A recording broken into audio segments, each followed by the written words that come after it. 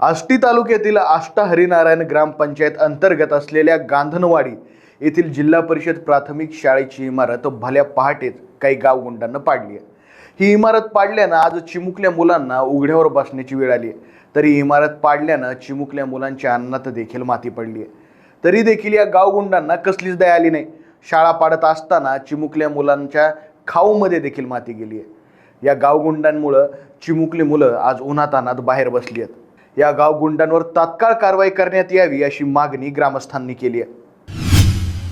ही शाळा पाडल्याचं कारण विचारलं आम्ही। ही आष्टा अंतर्गत गांधणवाडी शाळा आहे ती, आणि इथून एक रस्ता जातो, आष्ट्यात रस्ता जातो आणि रस्त्याच्या कडेला ही शाळा आहे। तर 2 वर्षापूर्वी हा रस्ता झालेला आहे। त्या रस्त्याच्या टायमालाच ही शाळेची पण दुरुस्ती झालेली आहे।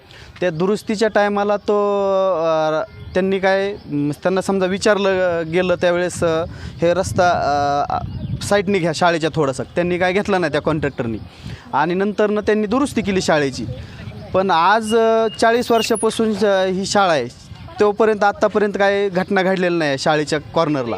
आणि आज विचारलं गेलं तर ते बोलतात की हे शाळा धोकादायक आहे म्हणून पाडली गेली आहे।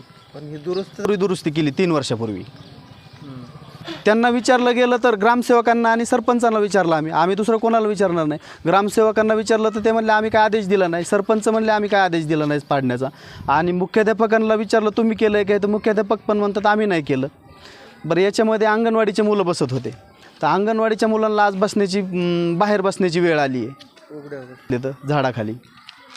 त्या लोकांची अशी मागणी आहे की बाबा ज्यांनी कुणी शाळा पाडली त्यांच्यावर कारवाई करण्यात यावी, शाळा बांधून द्यावी। BO साहेबांना तोंडी निवेदन दिलेलं आहे। BO साहेबांना सांगितलं आणि ग्रामसेवकांना सांगितलं, मुख्याध्यापकांना सांगितलं तुम्ही पत्र द्या म्हणून। तुम्ही शाळा पाडली तर मुख्याध्यापकांना सांगितलं तुम्ही पत्र द्या म्हणून।